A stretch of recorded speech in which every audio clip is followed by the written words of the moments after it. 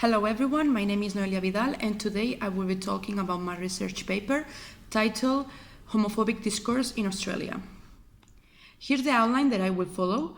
First of all, I will give you a brief introduction.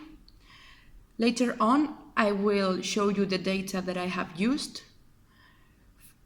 Then I will give you a brief glimpse of the theoretical background, followed by the analytical framework and the methodology I have used. Later, I will show you my findings, and finally, I will draw some conclusions and show you the list of references I have used in order to write my research paper and create this oral presentation. First of all, homophobia is the repulsion and negative feelings toward homosexual people. This paper focuses on Australia because this country can be regarded as a progressive and multicultural country, but there is still homophobia. According to the mapping Homophobia in Australia, this report relates that the most homophobic regions of Australia are Queensland and Tasmania. And overall of 35% of the population age 14 and above think that homosexuality is immoral. Therefore, it is important to say that homophobic discourse, it is based on a strong negative stereotypical beliefs about gay men, bisexual people, and lesbian women. The data that I have used is based on different websites. The two first articles I have used are from the Guardian, and the first one is titled Homophobic Anti-Marriage: Equality Material Surfaces in Postal Survey Campaign. The next one is titled Homophobia Hits Home: Readers Expose Ugly Side of Same-Sex Marriage Campaign. And finally, I have analyzed a video which is based on an interview, and it is titled, Is this the most homophobic corner of Australia? Which was written by Patrick Abboud for the Australian SBS.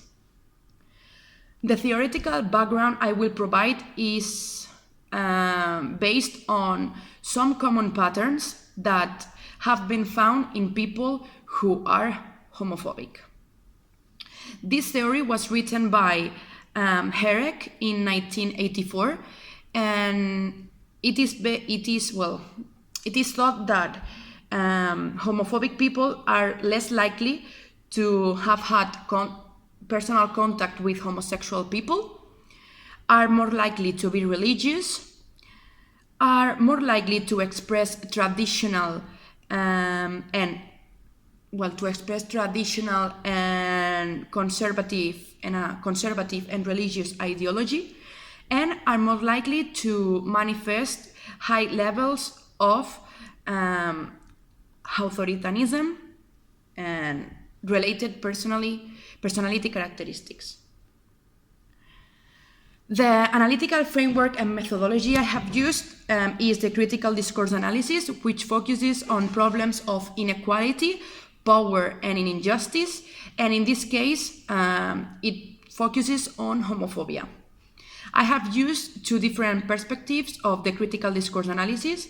The first one is interpersonal meaning, and the other one is conceptual meaning.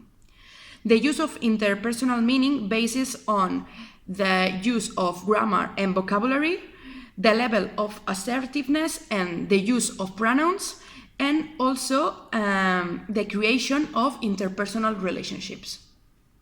When it comes to the conceptual meaning, the grammar and vocabulary, are built in a way that represent a view of the world.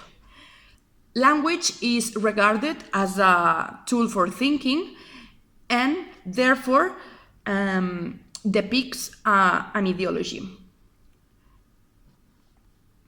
The findings that I have found in my paper are, for instance, that there is an extreme version of homophobia. This is from The Guardian, which emphasizes the role of tradition, religion, and family. What Australian people have said about homosexuality, from the point of view of tradition, religion, and family, is that homosexuality is a tragedy of a family, a grave to the family bloodline, and a curse of family sonlessness. They also think that 92% of children born in same-sex families suffer from abuse, depression, and drug abuse. And they also tend to be bullied at school. I want to show you a quote that says, "Whatever they want to call themselves, these relationships are not and never can be marriage. The use of they and themselves provides the othering of this community." And they also say that marriage belongs to one man and one woman, because marriage is a natural and divine institution which cannot be stained by sin.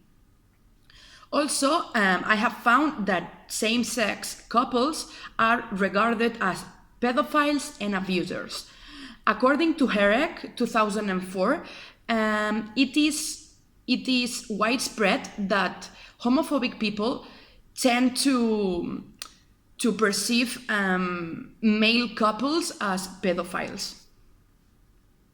Also, I have found that homophobic activists, they always want to have a victim in the focus, and in this case, they use children as the victims of homosexuality. They say that a child is being placed in a non-ideal situation. Gay couples are more than 30 times likely to molest children, and gay marriage enables pedophilia. These are stereotypes, and I have mentioned before, this is a danger to the majority's most vulnerable members, which in this case are children.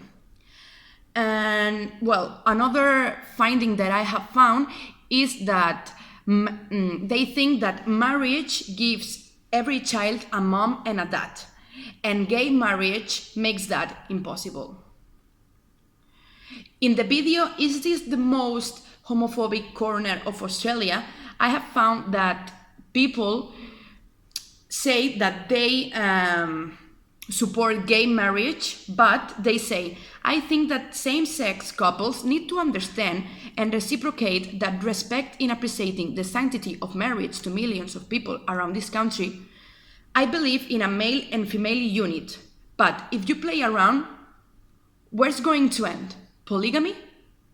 Well, this "we" is an inclusive "we" which is intended to englobe Australian society, and this speech, as I have written, is implicitly homophobic.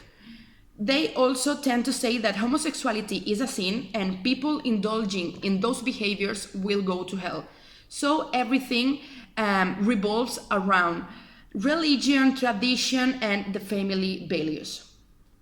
As a conclusion, I want to say that most homophobic arguments are based on religion, which revolve around God, hell, and sins, and also about tradition, which revolve around marriage and family. Homophobic people are against everything that is not normal, and it is not part of heterosexuality. They think that there is only one and true concept of family, which is based on a man and a woman, and everything that is different from that creates discomfort. And as Krum said, this paper intends to to show and provide that maybe, well, that we expect that there is a brighter future where no one is othered and is other for their sexual identity. Well, these are the references I have used in order to create this presentation. And well, this is my presentation. I hope you have liked it. And if you have further questions, do not hesitate to ask. Thank you so much.